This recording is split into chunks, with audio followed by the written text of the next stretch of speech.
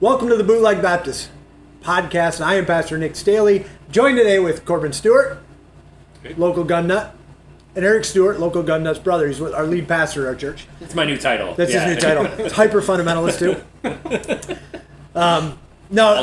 Before we start, I'll give you a warning. This is about guns, so if you're offended, go somewhere else. We really don't want you here. This isn't for you. It's fine. You can go watch something about flowers and DIY projects. But for this one, we're just going to talk guns, talk about what they are, the uses of them. I know nobody with more guns than this guy, and I figure there's nobody better for it because of your past, your training. Heck, you can shoot somebody and wound them up, or not, stitch them up too. So there's nobody better for that. So real quick, why don't you introduce yourself? Tell us a little bit about yourself. I'm Corban. Speak loud too. Yep. I did 6 years in the Air Force. Did explosive ordnance disposal, bomb squad. Got out. My two younger brothers were nurses, and they kind of talked me into going to nursing school. So I've been nurse now for a couple years, and then kind of in between that time, I went to an NRA instructor school, and mostly just teaching CPL classes. Especially for the civilian, like for just us regular guys, like a pistol is our primary. Like we're in body armor, we're not carrying rifles in our everyday life as much as I would like to. Like it's not practical. Teaching people how to be safe and just handle their firearm in a proper manner and then actually carry it.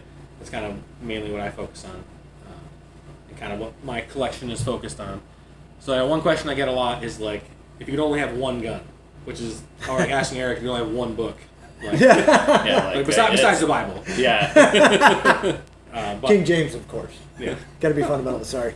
Gonna rock that for a while. So I gotta get the best for first. So you would actually have an answer to that? Oh, this right here. That's it. Okay. Which is what? Yeah. So got a Glock 19. So show her. Which is what I have too. Well, yeah, she got some good advice. Yeah. Oh yeah. Yeah. Absolutely. So this is a 9mm compact. I kind of have it set up here as like a nightstand gun. Kind of want to just grab if I need something in the middle of the night. Nice bright light. And now we were talking about silencers and how it's this kind of taboo thing that people think is like only assassins use silencers. But really, it's just hearing protection, but instead of in your ears, it's on your gun. So all it is, it's just a metal tube that has baffles in it, slows down gases, and then makes it quieter. So, when it comes to silencers themselves, what do you got to do to get one? Out of curiosity. Yep. Because I know you have 1,000 of them. It seems like it. Yeah, it's kind of a pain in the butt process, like the first time. Uh-huh. So I buy them online through Silencer Shop, and they make it super easy. So I just fill in all my information online, take a picture with my phone, do fingerprints at their kiosk, and then basically just buy it like you're buying something online. So it's super easy. It gets shipped to a Class 3 dealer, and you wait like 8 months. I think I have 5 or so in jail right now. I call it NFA jail. Just like waiting. They're just sitting in the safe at the Class 3 dealer. So what's a Class 3 dealer? Yeah. So that'd be like a federal firearms licensed dealer that is able to deal in silencers, machine guns, destructive devices like grenades, explosives, things like that. You can buy grenades? Yeah. Cool. So you go through the same process of like buying a silencer just to own like one grenade. I have no idea how much they cost. Because I don't know, it's not like a common thing that it's not something you can carry. You can still carry a grenade. I don't think Michigan CPL covers hand grenades. It's specific for handguns. Yeah. It's kind of funny, people, it's other states, like in Louisiana where I went to the NRA instructor school, so you can have rifles in your vehicle loaded or whatever you want. In Michigan, you have to have a CPL just to carry a pistol, and it's only a pistol. But the funny thing is, things like this here, this is, as of right now, this is a pistol. So it's 12.3 inch 5.56. Call this my main squeeze. This is a gun I take with me everywhere, anywhere I can, in a vehicle. But yeah, this is legally defined as a pistol. Why? Pistol stabilizing brace, not a stock. So it's not meant to go against your shoulder, so against your cheek or maybe against your chest, but it's not designed or intended to be used as a stock. So your idea is you put your hand through here and you hold it one-handed. Which nobody does. I mean, for all intents and purposes, no. But having a Michigan CPL, this is covered by that. Gotcha. It's not that the average person would know that, but that's not just what makes it a pistol, correct? It's the less barrel than, as well. less than 16-inch barrel, and then if it's... And the silencer doesn't count as barrel. Nope, it has to be, unless it's permanently fixed. This one, you can see, is not. So it's kind of like a fast on-off type of thing there. What? So my question, I guess, starting off, let's just start with this. Home defense, I know that there's a zillion different rounds out there, and obviously your mainstay, you said, is a Glock 19, which is a 9mm. Yep. What would you say, by and large, for home defense? Well, if I'm on a budget, I can get one gun, which obviously you're going to say the Glock, but there's different calibers too. Mm-hmm. And then there's full metal jacket, there's hollow point. If I'm going to have one gun in my house, what am I going to have? One gun, tell me everything I can get just so I can get started. Yep. So pretty much Glock 19. Yep. That's the answer. Yep. I mean, if you were never going to concealed carry, then I would say an AR-15 and 5.56. So that's what, it's a 22 caliber bullet, but it's, screaming. I'd like this 12-inch barrel, it's going like 2,700 feet per second, depending on your grain weight of your bullet. So that bullet's great. It's a little one, but it's screaming really fast, so it can cause actually, good cavitation and good wounding characteristics. So it's definitely a good, better choice than a handgun, because you get significantly more power and better effect on like a soft target, and it's obviously easier to shoot because you have more points of contact being up here versus just holding with one or two hands. But yeah, so if you don't have one gun and you were going to carry it, something like a Glock 19, Glock 7, it doesn't matter. Any kind of striker fired 9mm. You can get 40, 45, but I mean really with modern ammo and like some hollow points. And the cost of ammo right now. Yeah, it's kind of still crazy, but it's coming down. So would you hollow point or full metal jacket? What's the benefits to either one? I know those are, because I have at home a mag of hollow point. I got a mag of full metal jacket, which is, I guess, best for home protection too. Yeah, so hollow point, the idea is, literally, the end of the bullet is kind of open, and it hits soft tissue, and then it opens up kind of like a beautiful flower of death. I love it. So, but on top of being more effective on a soft target, it's also going to not penetrate as deeply. So then you have a less chance of over-penetration. So typically 12 to 18 inches of ballistic gelatin is kind of what the test is, through different medium, like you have denim, heavy clothing, different things you're going to shoot through and then go through the soft tissue is the testing protocol. So any kind of round you're going to carry, like a 147 grain 9mm is designed to expand bigger than the 3.57 and get bigger and also go 12 to 18 inches. So basically, if I hit somebody, they're not getting up. Well, it's going to have a lot harder to get up. But that's the thing with handguns is handgun calibers like a 9, 40, 45, they pretty much all suck at killing people. Like, or stopping the threat is the more appropriate term. Stopping the threat is what we want to do, but we're going to keep shooting if the need arises until there is no longer a threat. So I guess in classes a lot, I always ask, so, if you're defending yourself, what's your goal and what you're doing? They say, well, shoot to wound them, or the Uncle Joe, shoot them in the kneecap thing, which is obviously ridiculous. And you have little squirty boys down there who can still bleed out getting shot in the leg. Didn't even say the leg, specifically the kneecap. That's even worse. It's a difficult shot. But is that a medical term, squirty boys? That's kind of what I'm wondering now. It is now. It is now. So that's your basic gun. Yeah, I want to back on. So don't shoot to wound, or why? Like why? Like obviously emotionally people are like that. So why would you say don't shoot to just wound someone? Good question. Well, if you are using a firearm in self-defense, it's an absolute last resort. It's not the magic wand that solves your problems. So if someone's trying to kill you, kill your family, great bodily harm, any of those things, hurt your kids if they're in your house, then you're going to do whatever you can to stop them. Yeah. And obviously now we have more effective tools to deal with that versus, sticks, spears, swords. We have a little bit more distance we can be and much more effectiveness. Yeah. And then I know something. As far as shooting to kill, you're just doing what you can until they're no longer a threat to you. So basically, if I have 20 rounds of my gun, if there's one person that's threatening me or my family, I'm going to shoot till they are no longer a threat. So if that means they drop the gun in their hand, then I'm going to probably stop shooting and kind of assess and make sure that he's no longer a threat. Now I'm going to try to, kick it away, grab it, whatever I can. But yeah, and the idea is, them being wounded, them being killed may be an outcome, but you're just trying to make sure they're no longer a threat to you, yourself, or your loved ones. And I've heard people say, like, well, I don't want to kill another person, someone made an image of God, whereas I'd rather die myself than kill another person. But like as men or as protectors, like our goal is to protect our family, and that doesn't mean just like them immediately next to me. That means like I need to be there for them. Yeah. Like providing, being there emotionally, being there physically, like being there with them. So you end up being in the hospital or being injured because you were hesitant, then you're not filling your role properly. And the thing is too is like could be a two-way range. It's not like at the gun range where the bullets are only going this way. So that's why another thing I always talk about in classes is getting the medical training. So like the simplest thing would be like a tourniquet, which I have a couple in my bags back there.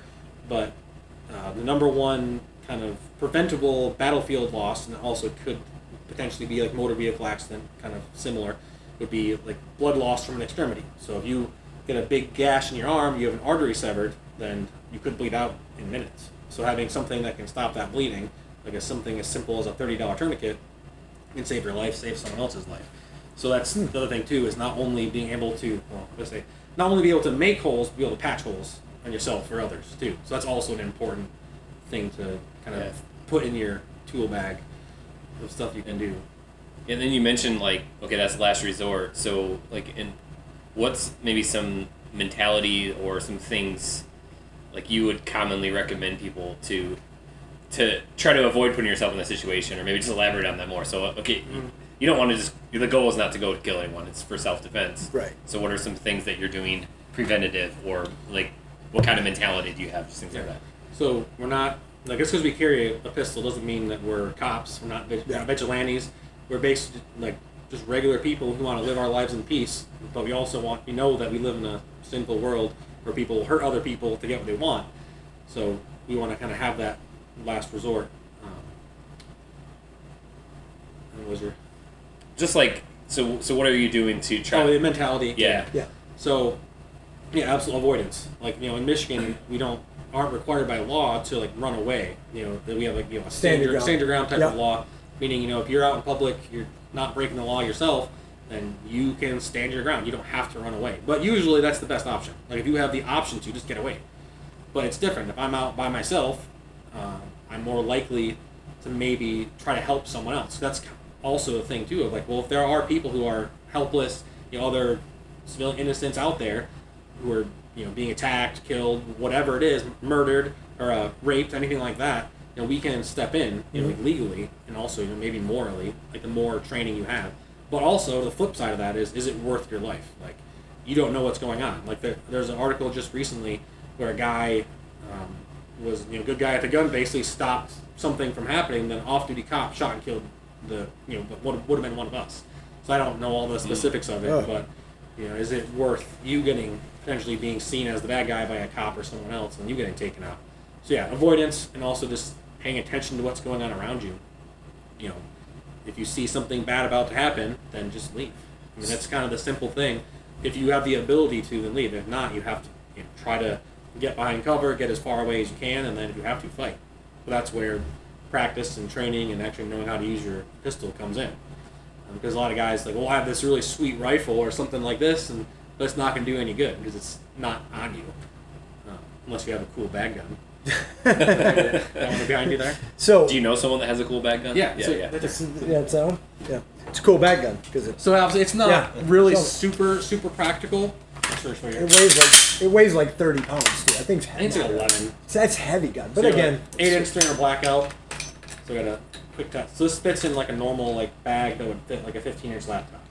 So you have basically rifle type power in a small package that you could. I've killed I think four or five deer with this gun. What do you got on that too? What do we got here? Just a magnifier. 3-time magnifier. Red dot. Yep. Nice bright cloud defensive owl. My favorite lights. Cloud defensive rain, also my next favorite light. But so that's something like this, and not super practical, but it's fun to have. And you never know, you might have to shoot a critter. I always think of, you hit a deer on the side of the road, or you have a friend who has some rabbits or whatever eating their garden, and you have something nice and accurate and quiet. Because during a blackout, you can get some heavy subsonic bullets. That this is one of the quietest type of guns you can have. It's a good squirrel killer. Yeah, backyard quiet. You can shoot. I can't shoot here, but if you were somewhere you could legally shoot, you could shoot this in the backyard with subsonics, and you wouldn't be waking up the neighbors at night. If you had to shoot a coyote or something. So, 300. So explain it. 300 blackout, because let's go rifle rounds real quick. Yep. 300 blackout. There's 223, 556. Those are probably I guess the most common, at least in the U.S., because of all our AR-15s. Yeah, or also 7.62x39, which have one in there. Like Which, an AR. which is what? Assault rifles, right? Assault rifle. Assault rifle, oh yeah. Should we mock that a little bit too? I mean, is it an assault rifle? Well, for one, it's not a rifle. It's a pistol. Assault pistol? How come they don't use that term? I mean, it could be, but it's an action, right? I mean, I know it's kind of a buzzword type term that they use to vilify it, but I mean, it's an inanimate object. It doesn't matter. This is just a tool. That's it's exactly like a hammer or a saw or anything else. And I mean, it's not. I wouldn't call it a toy, but it's something to have fun with. Like you go to the range and just plink around, go with family, go with friends. Like, this is a great gun to have kids shoot because it doesn't kick a lot. It's really quiet, and you can just put little foamies in, and it's not hurting anyone's ears. So this is my little sister is tiny. She shoots this fine. Now, if I go, let's say I'm in the home defense situation. I've got a 9mm. I've got this, and I've got bad guy in my house pointing a gun at me, and I have the choice between the two. I guess what is that going to do? A rifle round, as far as penetration goes, versus the 9 or 45 even. I guess so, at that point. Yeah. Also, same answer to the question from earlier of like 5.56 turn blackout 9mm. So I mean, yeah, 5.56, especially with like a 16-inch barrel that's get that higher velocity. That's going to be, devastating. Like it's not necessarily a moose hunting gun, but for soft, squishy things like us, it works pretty good. So it's stopping people from doing what they're doing. So the idea with this gun for me is, with handguns, obviously I've never shot another person with a handgun. Like in the military, I got shot at a lot more than I got to shoot back. It was in Afghanistan, it was like a lot farther distances, so not like hallway type stuff, in my experience. But with a rifle round, you can generally expect a 1 or 2 shot stop, and that's the FBI statistics back that up, saying you have a 75% chance of being killed if you get shot with a rifle or a shotgun. With a pistol, you have like about a 25% chance of living. Or wait, sorry, dying. 25% chance of dying. Dying. So 75% chance of living. Oh, yeah. So flip it around, but basically to say that rifle rounds are way more effective because like this 8-inch barrel is launching these 110 grain Armageddon bullets. This is a 308 bullet, but I loaded it to like 2150 to 2200 feet per second, and it's in 308. That bullet would just disintegrate. It's meant for shooting groundhogs, basically, and turning them into pink mist.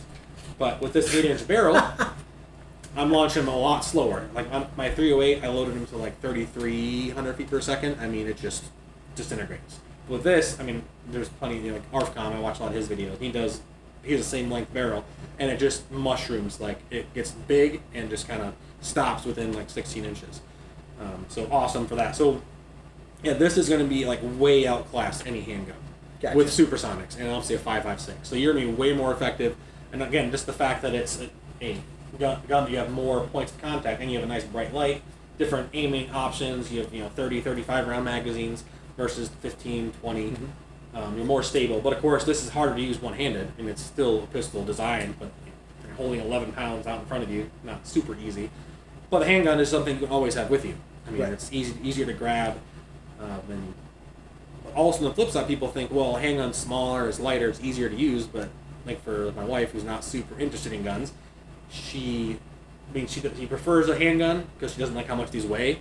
But it is easier to hit a target with something like this. Even from 10 feet away, it's way easier. Yeah, distance too, even. Or 50 yards is pretty hard to hit something with a handgun. Something you have to do a lot of practice to do, which even 150 yards. Like we do that when we go out shooting. And you can still hit a man-sized target. It's just not 100%. Where this, you can be pretty close to 100% just standing. So all right. So next, looking at all of your guns spread out here. Every single one has attachments on it. Yeah. Obviously, we already discussed a little bit on the silencers, but what are you got a flashlight on everything. What's the benefit? So one thing I always say, it's on my cheesy line of every day there's a 100% chance of darkness. So you got to be able to see what you're doing, right? And more, it's not necessarily a necessity. I'd say it is, but if you don't have the budget for it, obviously having the gun is more important than having your light on it. But for some types of hunting you can do at nighttime, you have to be able to see. And I don't have the budget for night vision yet. I don't have the $45K to spend on like the quad nods. I would love some. But yeah, so having a light, it's always dark, and not only to identify your target, because you don't want to shoot something you don't know what it is, but also to control your target. If you have 60,000 candela going into your eyes, it's pretty difficult to be aggressive back, and to shooting at you is pretty difficult to shoot at someone. You know, if you're wondering, just get your really bright light and shine in a mirror. Yeah. And don't be pointing at yourself. But what about versus pulsating? Because I know some of them do that as well. Yeah, strobe. Is that beneficial? Can be. Maybe. I don't know. No, never ran into the situation, apparently. No. I mean, it's kind of cool to show off people, maybe. But Yeah. they'd be, oh, cool, look at this strobe. But I don't really see it being super practical. I mean, just constant on. Just like... And like most guys that I follow, like Sage Dynamics or other kind of guys that are up there, like instructors that they do professionally, they pretty much only do constant on. And really, it's just, you don't have less to worry about. You have on or off. There's less to worry about, and you don't have to worry about the strobe function. So yeah, this is kind of what I dubbed like the coolest 22. So this is like an AR-15 that I basically built as a 22. So it's not like converted, but a little 22 long rifle.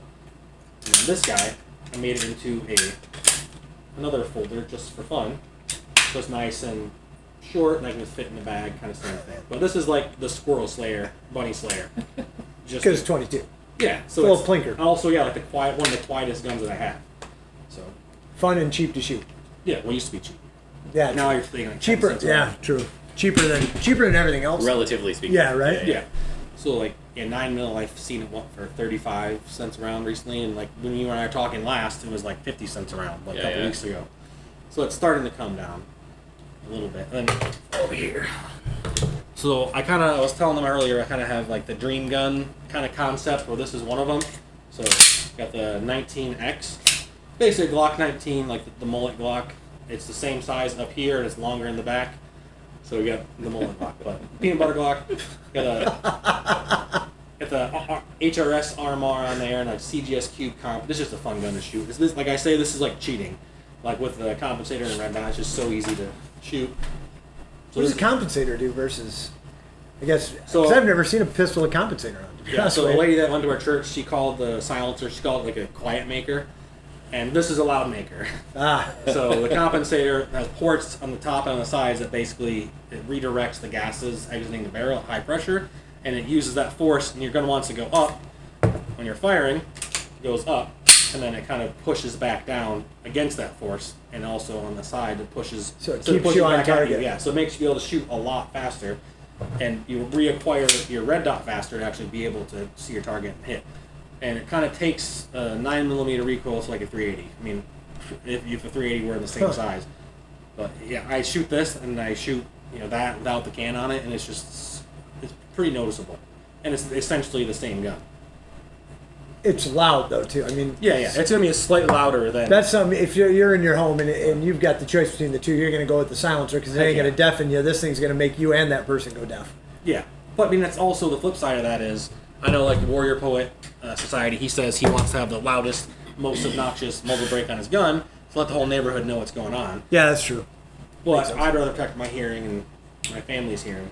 And, like, I mean, as far as a quiet gun, like a 9mm with subsonics like these 147s, it's about as quiet as you're going to get in something that's actually, not 22, basically. Yep. So, it can be very quiet. And, yeah, you're not losing your hearing and immediately and in the future. So if somebody's wanting to get into it, like in the sense of taking it serious, I mean, you take it serious, you have fun with it, but you take it serious. What are, like, training-wise? I know you do a bit of training with guys. How important is that for self-defense, for just knowing how to handle it? I mean, because I know there's tactical training, there's all different kinds of training you can get into. How important is that to continue to do rather than just going out and shooting every week? Yeah. Well, obviously, they both have importance, but that one in regards to self-defense and even defending, period. Yeah, so it's, I mean, kind of the core of kind of self-defense is training. I mean, if you don't know how to handle you can have the sitting coolest pistol you can possibly build, and it's not going to do any good if you don't know how to use it. Yeah. And like, I could give this to someone who's, doesn't know what they're doing, and then, I have just like a little Glock 48, kind of a little slimmer, lighter gun, I'm going to outshoot them, even without the red dot and all that extra stuff. So it's kind of like the thing, would you rather have Tiger Woods' clubs or his swing? Yeah. So the most important thing is the swing. Yeah. Right. Yeah. And before all of that, for the cool guy training and adding all the fun stuff to your guns is just being safe. I don't really like the word safe. I mean, it's risk mitigation, right? Because nothing we really do in life is completely safe, especially handling firearms. Like Obviously, even here, with we're not pointing guns at each other, being aware of where our muzzle is, we're making sure they're clear, stuff like that. So that's the foundation, and you can build on that. So basic marksmanship. Once you get the safety fundamentals down, how to clear, unload your gun, how to maintain it, and then the biggest thing too, or another big thing, is just not making all the rookie mistakes. Like a lot of people go out and they just buy something because it looks cool, but really it's not the best thing for what they're trying to do. So just kind of do some research. There's a lot of great guys on YouTube. Like I said, Aaron Cowan's the guy that I follow. I mean, he... Who is it? What's his name? Aaron Cowan. Aaron Cowan. Sage Dynamics. I mean, he's kind of like my go-to. I'll put a link in I want to know the anything. description for him. So he has the drop zone, right? So he takes, pistol lock. The big thing does, his pistol, self-defense, kind of what he teaches. But he'll take, his gun will be empty, cleared. He has some cement. He just drops it from standing up, shoulder height, and the RMR is the most durable optic there is. You can drop. I think 20,000 rounds, and every 500 rounds he does a drop test, and it still holds zero, hasn't cracked, and it's still working. 20,000. I don't know what he's at now. That was a while ago. He posted 20K update. Yeah, there's in most other optics that cost a pretty similar amount. I mean, they break the first time. So it's kind of not. I mean, it's the balance, right? Something that costs $500 to $600 versus the $200 thing. If this drops or if anything happens, it's going to be fine. If I buy a cheap one, it's probably could break. So buying the buy once, cry once type of thing. So I made all the rookie mistakes years ago. I was young in the military and I kind of bought stuff, thought was cool, and I still have a lot of that stuff, but some of it I've kind of gotten rid of. Don't just buy the cheap thing. But everyone has different budgets, right? I'd rather if you needed a gun right now, buy a less expensive, $300 to $400 gun versus getting a $550 Glock, just to have something. Then as soon as you can afford it, get rid of that. So brand. So you're saying people should go buy a High Point? I mean, if you want to, but not ironically, but not for serious. But it's all you can afford. I'm what $100, $150. Oh yeah, they're cheap. So I'd rather you have that than have nothing. Right, to protect your home. So let me ask a next question too. So now, all this, we're pastors, you're in charge of security of the church. I know a lot of churches that don't have security. I remember, was it last year or 2 years ago that the guy in the sanctuary, a guy pulled a gun, shot somebody, the other dude popped right in the head. And that was Jack Wilson. And how important that was. And they lived in from what I understood, it wasn't like they were in the inner city of Detroit. They were in a pretty safe area, but there was a threat and they took it serious. Obviously, every single week. So why, speaking, because you're our security guy, why is it important? Why should churches consider having armed men in the church, I say men, in the church handling these situations, and why is it so important? There is always that kind of general threat. It doesn't have to be specific, but, the way things are now, there's more hostility towards Christians, and if you believe in the Bible, you're hateful, the hate speech, and, you're a bigot, and all those other terms they'll throw at us for just basically believing what the core beliefs of Christianity are.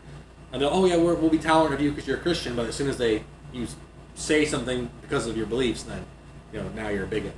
So there's that general threat there, but another big thing too is, like I said, medical. So with our guys, we always do CPR training every 2 years. So that way all of us guys on the team have basic life savings. So you know how to, see if someone's going into cardiac arrest, what to do, get an AED, get start CPR, that kind of stuff.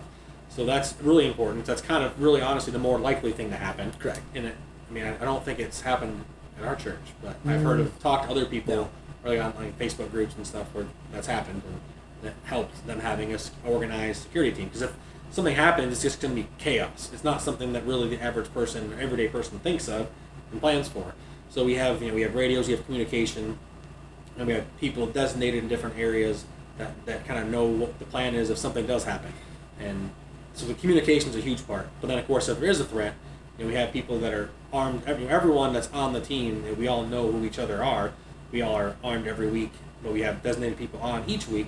So that way we always have that kind of protection. And it's not only just to shoot someone who's an active killer, active shooter type of thing, but you have someone wandering around the church, could be looking to scope the place out to steal sound equipment. I mean, now that's definitely happened. We've had something very similar to that actually a few years ago in Madison, where the guy snuck into the janitor's closet, walk in there, and he was waiting to rob the church or the school that we were renting blind. So, yeah, and also like with the we call it the daycare, but like the children's wings and whatnot. So be keeping an eye on them, like making sure they have a radio if they need something, that we can be there right away instead of them having to run out themselves. So it's just, I think it's just responsible. Yeah. I mean, just to have, and it's not like really not that big of a deal. It's not that hard to do.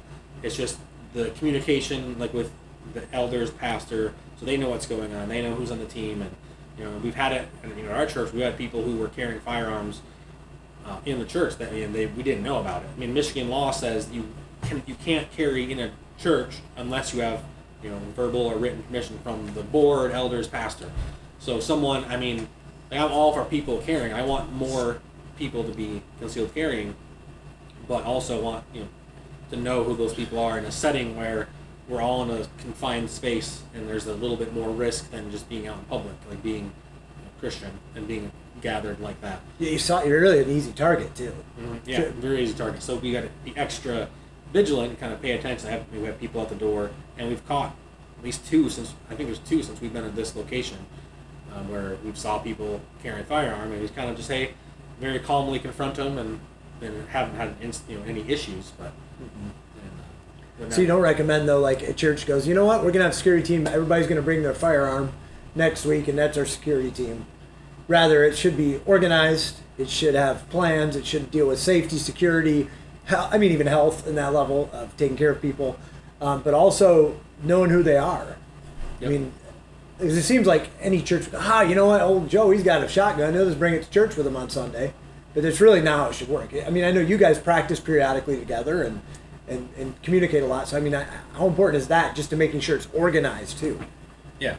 I mean, and the idea too is concealed. I mean, I think a lot of people that go to our church are definitely on board with people carrying firearms, but we don't advertise it. We don't want everyone out there to know that we are carrying or who is and like that kind of thing.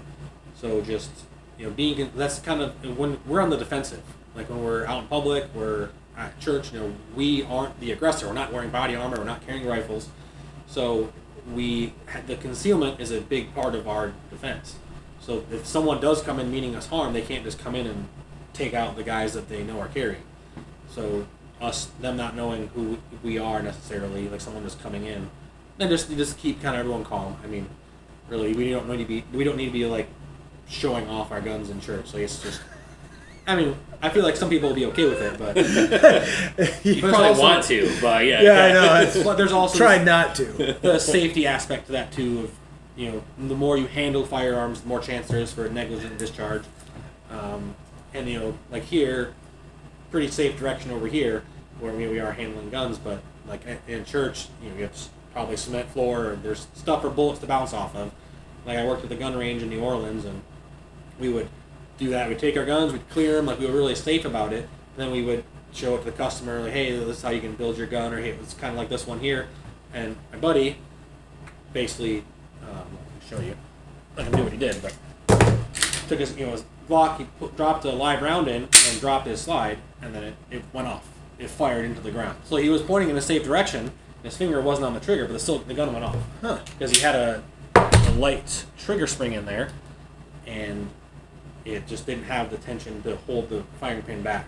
And if you go to that range, you'll still see a 40 cal bullet stuck up in the ceiling, probably a little hole in the ground. So luckily no one was seriously hurt, but that's why I talk about like administrative handling of firearms is not really something you want to do like with a bunch of people around in like a public type of thing. Yeah. So then it goes along with being concealed too. It's not if you have a visitor to a church, we don't want to intimidate people like that kind of thing. That's not the goal. We want to basically protect, and like I said, a layer of that protection is the concealment as well. Yeah, because concealed versus open carry, obviously. I mean, you see, I work in a big box store, and I always see guys coming in. There's one guy that comes in there, he's got one here, he's got one here, and he's got one here. I ain't lying. I'm like, dude, I don't know who you plan on seeing here that you're going to have a draw with, but he's got somebody in mind, but I see that all the time. And you always, my eyes always affixed to that. Like, okay, I know this guy's got it, but how many guys walk in there that are just concealed and you don't even know? And I think that's actually safer because now I don't know who has it. You're the first target. The reality is, if I see you with it and I'm coming in to do harm, you're who I'm going for first. I don't know anybody else has, but I know you do. So you're my first target. Exactly. So that concealed is important. What do you think about constitutional carry versus, I guess, in Michigan, what we have, it's concealed carry. What is the term? Is it just concealed carry? Yeah, concealed pistol license. So Michigan, when I was in the military, we were not a shall issue state. We were technically a may issue. We had gun boards, like county gun boards, which they could deny someone just because, essentially, like for no real reason. Like if you were that annoying person that was always going to meetings and that they just didn't like you, they could deny you. Where now, I don't know the year it happened, but it's in the past several 6 years, we've been a true shall issue. So as long as you meet the requirements, i.e. you're not a felon, you don't have any like violent crime on your history, then you can own, or you can get your CPL. So as far as constitutional carry, all that is saying is that you don't need a license. So the big thing, like with states that do have constitutional carry, people still get their concealed handgun license, like in Texas or whatever they call them in different states, because they want to carry in other states. So reciprocity, I can never say that word, but meaning like if you have a Michigan CPL, you can carry in about 40 other states. I mean, you can look at the new, most updated map. You Google like reciprocity with my state, with Michigan, you pull up a map and it'll tell you all the states you can carry in. So if you avoid like part of the East, West Coast, Illinois, you're pretty much good. As far as bringing your gun with you, the commie states. I was just going to say that. Chicago, New York, and the state of California. So yeah, about 9 of them that you can't. So that's the big reason to get the license. So if like right now I could snap my fingers and say constitutional carry mission, I'd be all for it. Even if like people didn't want to take CPL classes, like which you teach. rather have the freedom and be able to do that. But people will still want it, though, I would hope. Sure. Well, and that also opens up more to like teaching people how to handle it right. I mean, other classes open up then, where they're not spending as much money just to get into the class. Now they can start training, learning how to conceal it better. I mean, there's a lot of things you can do. How to draw, how to be on target. I mean, there's a lot more to learn then. Yeah. The CPL class, I always say, it doesn't make you a ninja. It's not going to make you an expert, marksman or anything. It's kind of going over safety, like how to not shoot yourself. And then how to make good bullets, thing to know. How to make bullets go that way, the way you want to go. Not to shoot yourself. Yeah, which was the good thing about the story you shared earlier, even because the guy, he had layers of protection even though it went off. So that was really good. Yeah. Cool. So Eric, throwing it to you now. First, tell us a little bit about you, real quick. Why not? Like in what? Yeah. I don't know. Like what sign are you? Are you a Gemini? No. I'm an amateur when it comes to guns, so I'm learning right now. No, I mean just in life. What? I mean, tell us a little about. You're our lead pastor. Yep. Yeah, one of the pastors of the church. Fundamentalist, a huge King James only fundamentalist. We started the church in 2014. So I've been pastor for 15 years. Been doing that. Love that. Pastor and play sports. That's like the majority of my life, and read books. I'm pretty boring, but no offense, but kind of are. Yeah. So let's talk. Okay, so now we've got some practical ideas what to do with guns, but the theology of guns. Yeah. Because I think look, John Piper is a noted pacifist. Yep. He doesn't think anybody should have guns. There's no point in them, other than maybe hunting. And I wonder if he'd even think we should hunt. But I love John Piper, love him. But I think in the Christian culture we have that idea that we're not to take up arms. We're not to defend ourselves. We love love the Revolutionary War. We forget that was the pastors out there kind of leading the charge. Yeah, the Black Robe Regiment. The Black Robe Regiment, which we just celebrated 4th of July. So tell us, I mean, what is this theology behind guns? I mean, protecting yourself and I think the big thing is the starting point is to talk about killing in general versus murder. So like the 6th commandment is you shall not murder. It doesn't say you shall not kill. Like there's a distinct difference between those terms. So any of the translations that use the term kill, I think is really unfortunate, because there are 3 very, very clear scenarios in the Bible of which killing is justified, and I would say in one of them it's sinful not to kill. Mm-hmm. So the scenario I'm talking about is capital punishment. So it started in the book of Genesis, chapter 9, verse 6, when if you shed the blood of someone else, the necessary thing that must be happen is your blood must be shed. That's God's just standard of preserving a society and culture from becoming a culture of death, which America, case in point, we've become soft on that, and so we don't really perform capital punishment for murder, but we do perform capital punishment.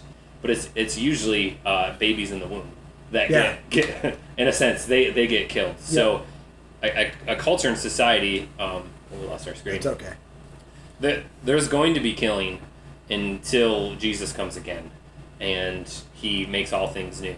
So that's going to happen. So it's just a matter of, is it just or is it unjust? Mm-hmm. So I think that's the big thing. And then the second, which we hit on, is self-defense. Clearly in the Bible is taught. And I loved Corban's, what he was talking about earlier, because the person would say, well, I don't want to kill another image bearer.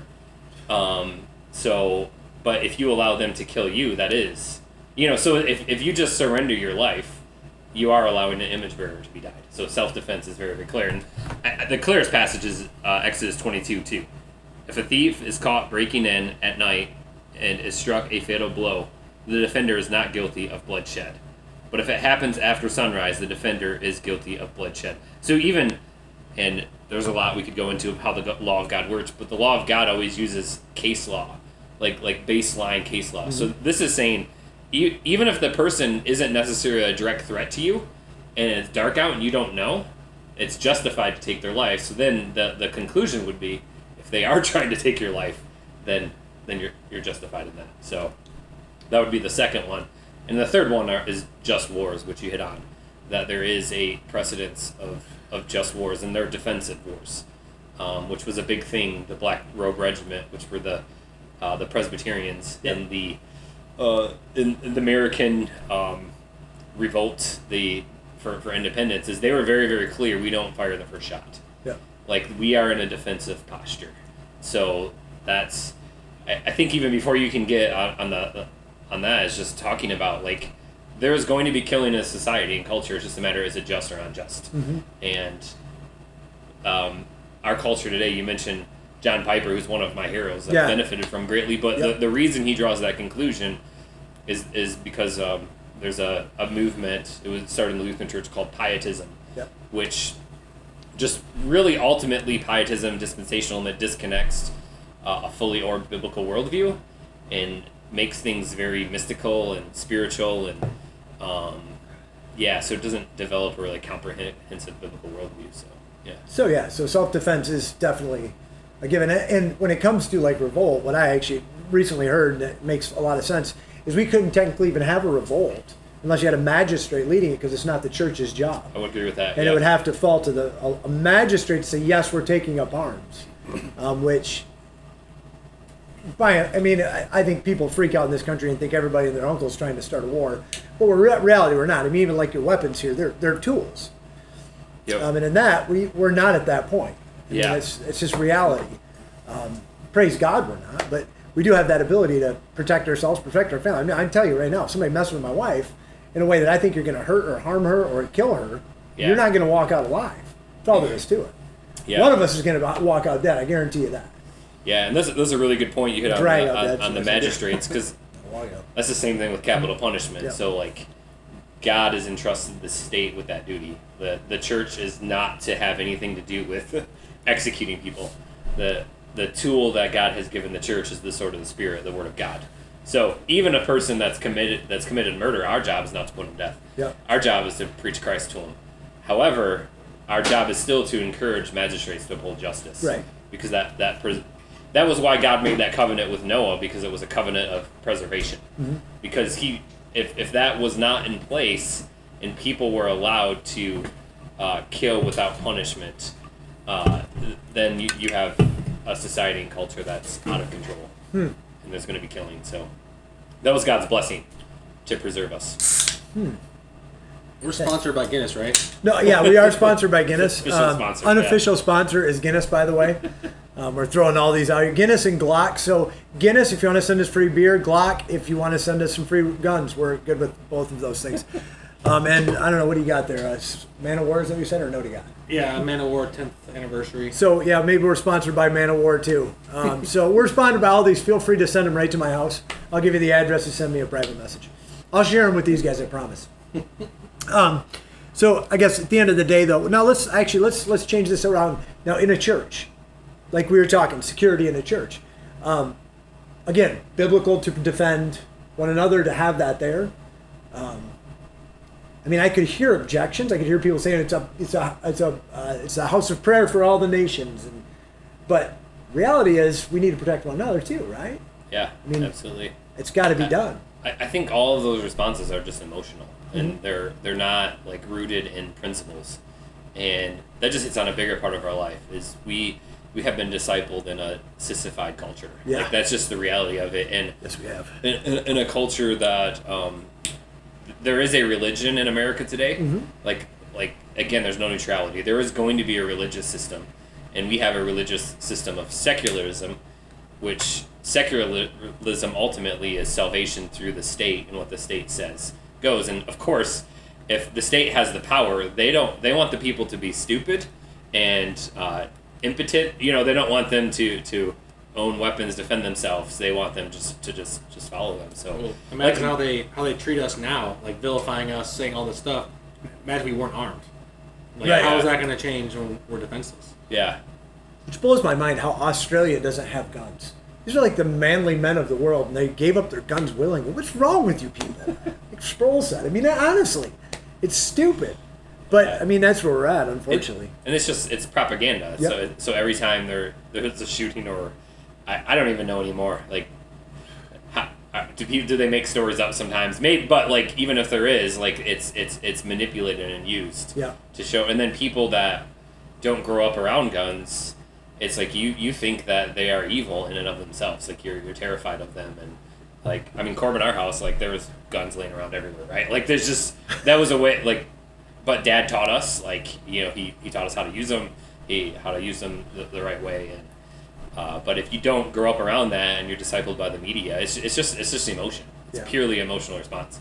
If you look at the Bible and you look at principles rather than emotion, you can't make that argument. Will not stand up. Now, if you just say I just don't like them, hey, I love the freedom to make that decision. Like, but you'll love them as soon as somebody attacks you and somebody pulls one out. Yeah, that's the difference. I mean, we hate them, but then when the police come with guns, we're the first one to call them. Say, "Kid, over here! Somebody's at my door trying to get me. Come with your gun." Yeah, you know, and that's it. Just shows that we really do like guns. We like to be protected. It's just we don't. It's just kind of showing your wokeness at that point.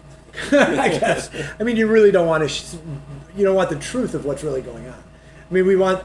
God, I just think of if we didn't have guns and the police were all that had them, that'd be a scary place to be. It honestly would be, because I don't know.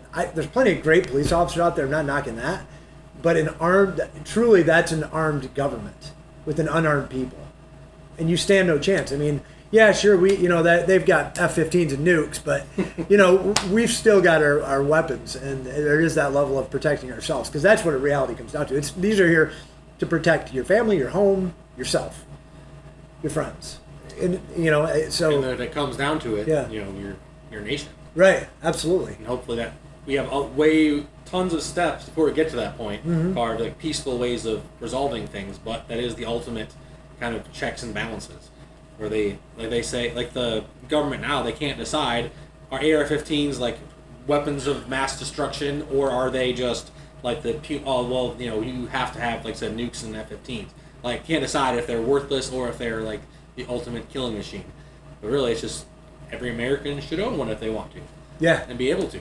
And to use it for fun, sporting purposes, hunting. Yeah, all that stuff's great, but the real reason, the reason the Second Amendment was written is to limit the government's power, right? It's not like people say, it was well regulated. Well, that just means well armed and well equipped. Right. So it's just, the whole idea of that is us to be able to have that option and be able to have the same weapons and armament as the government does.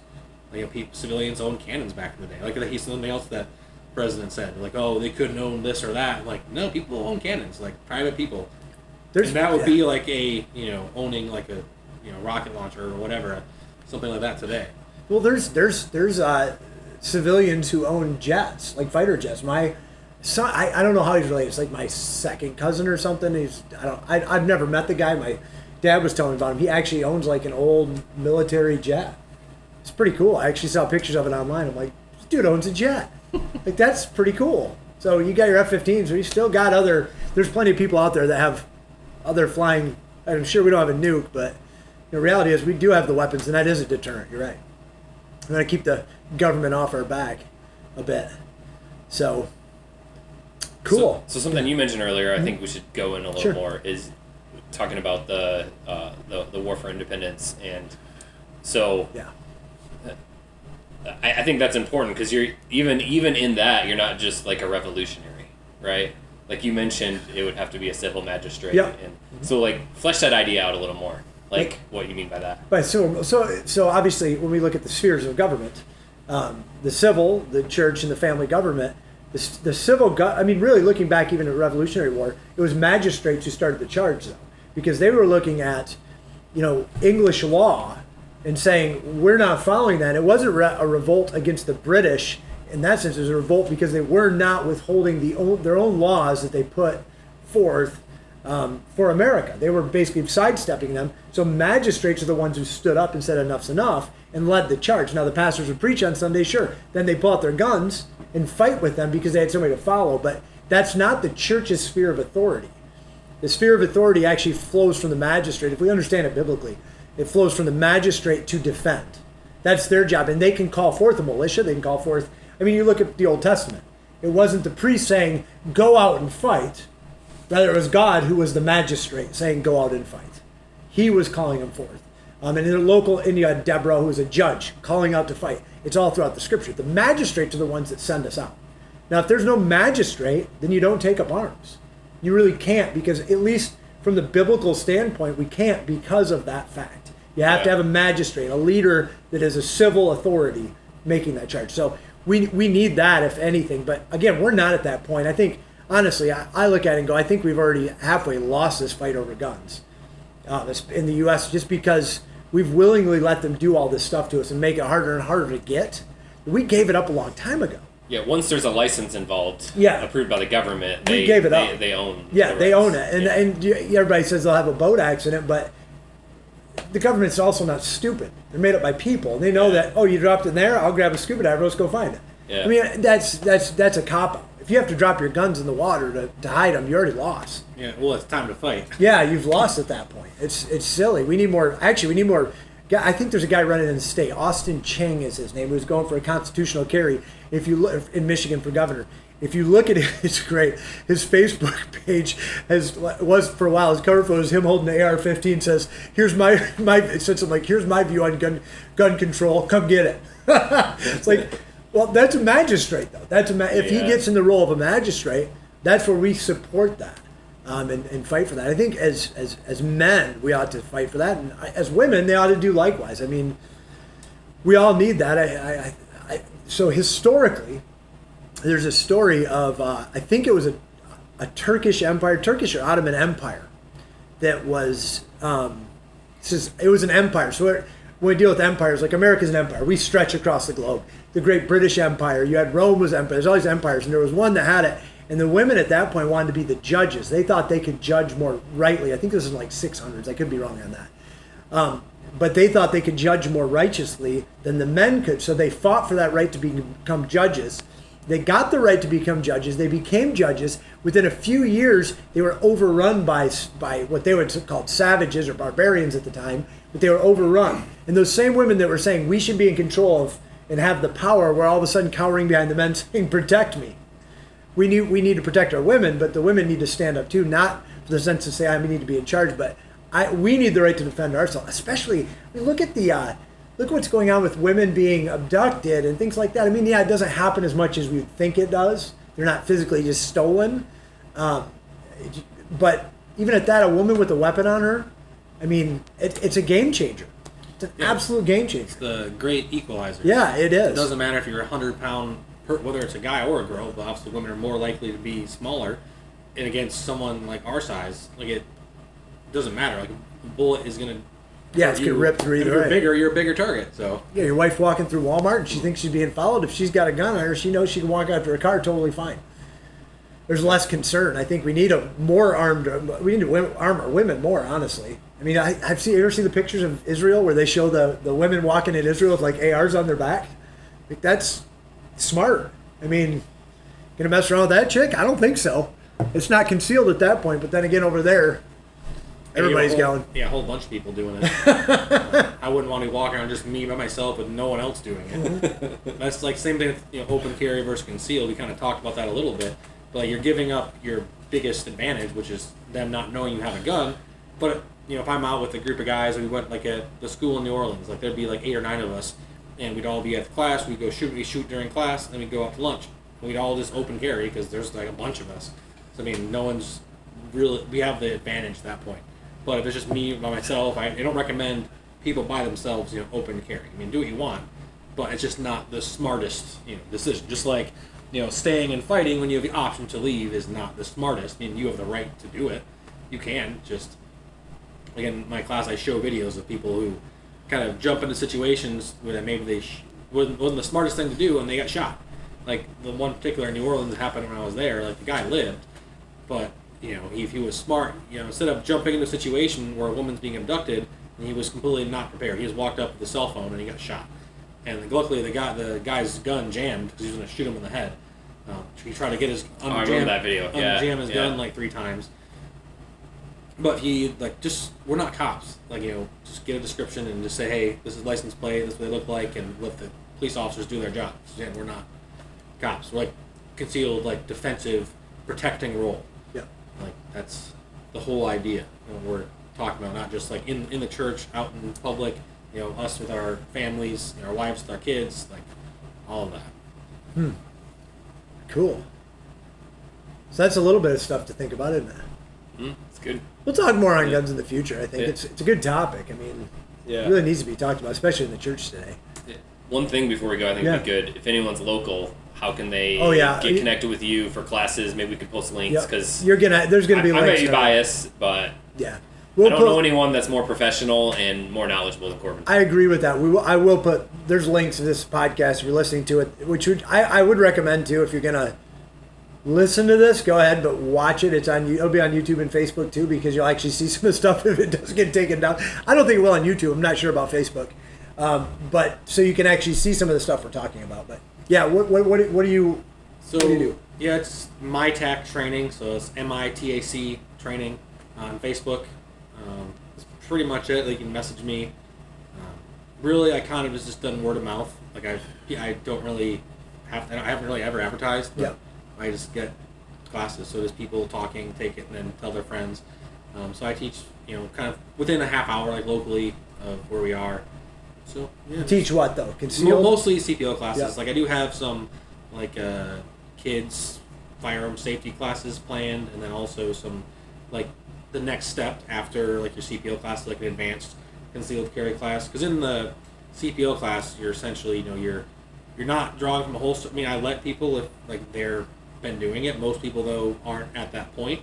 But the advanced class would be everything is from concealment. You have a cover garment. You're drawing from your holster every drill. You're moving, getting behind, doing cover, different shooting positions. So that's something having the works too. So I get enough people to fill a class, and my buddy's expanding his range, so we have more room to do that class. So hopefully the next year. But the thing is, I'm working full time, travel nursing, so I have less time now. I still do them every month or every other month. And if somebody wanted to do it and reached out to you and you're hey, I don't got a class right now, but I got a guy, I know a guy you could go to. You also probably have guys you recommend in those situations too. Matt Hollis at Vice Armory, awesome dude. Davison, Michigan. Yeah, Davison. So if you're looking for guns, it's a great place to go. And I kind of partner. He has multiple people that teach there, but I also go through him and teach in Millington, teach in Dryden, so all over. In Michigan. Yeah. So if you're in Michigan, the Genesee County, kind of maybe Oakland County, gets Saginaw. Yeah, those areas, Genesee, it's reachable. Lapeer, Tuscola. Yeah, Shiawassee, Saginaw, up that way. You're within driving range of of Corban's stuff. So just go on that, and you can go on his Facebook page and like. That's an Instagram too, isn't there? No. Just Facebook. Just Facebook. Okay. He's simple like that. Yeah. Keep it simple, stupid. So again, like I started off with, if you're offended, go somewhere else.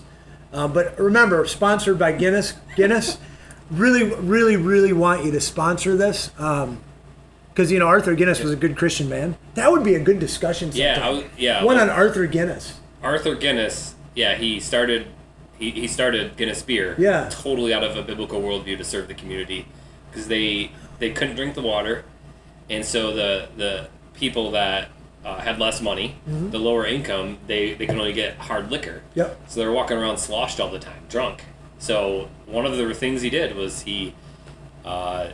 they brewed Guinness beer to be a kind of the common man's drink. Yep. So it has less alcohol content than, I don't know anymore, but at that time than any other beer. Yep. It's pretty close now still. And it actually has, most people don't know this, it has one of the lowest caloric intake as well. Guinness does. So it has lower calories. Oh, calories. Yeah. Okay. Yeah, there's big not word. There's not a lot of calories, but you just look at it. The history is amazing. Like they transformed the area they were in. Yeah. Like in Ireland, totally transformed it. And during that time, though, like something like 30% of churches had breweries in them. Again, that's another issue that like there's a much more biblical worldview on it then than there is now. So, but. Yeah, he's 6,000 year lease or something like that. Signed a 9,000 year lease. 9,000 year lease. It gave every family a pint of Guinness every single day to take home for the family. I think, he did that for all the workers. But one of the coolest things he did is he hired a doctor on his staff. And so people, they lived, like the reason they got sick is they weren't clean. They didn't take care of things. So he would set benchmarks for them. Like if you achieve these 10 objectives of health and cleanliness, they would actually get raised. They would get more vacation time. They would get more Guinness. Yeah, paid vacation too. Yeah, so it was like a reward system. Hey, if you will invest in yourself and invest in your health, and invest in the quality of your life, we will reward you for it. Yeah. And like, just a great leader, biblical worldview. So yeah, that would be a great topic. It would for sure. I want to watch one of them. Yeah, yeah, that it is a great topic. Yeah. God and Guinness is the book actually about him, which is a great book. Yeah, God and Guinness, great book. Yeah, it is great. So Guinness, feel free to sponsor us. Man of War. I'm going to tag all these guys in it. I might as well because why not? I mean, try and get some freebies out of it. Cigars International. Send us T-shirts. I don't care. Whatever. I just need 3 of everything. 3 Glocks, 3 boxes of cigars, and a year's supply of Guinness. We'll split it up. For 3 guys, year's supply. That's it. Yeah. That's it. Yeah. So we're just working on sponsorship now. In my second episode, I'm just trying to come up with good sponsors, corporate sponsors. So, yeah, I mean, at the end of the day, though, I think we get to guns. They're a fantastic tool, and that's the thing to consider them. If we just keep using that more and more, that term, it still won't affect anything in the culture. But for our own sake, I think we need to do it in the church, especially, and talk about beer more because it's a blessing from God. It really is. Really, really is. So, all right. So, anyways, if you're offended, bye. Go somewhere else. I really don't care. I'm just being honest with you. I don't care. If you don't like this, I don't care. I'm not here to please you. You're not my mom. I probably won't please her either. So, see ya.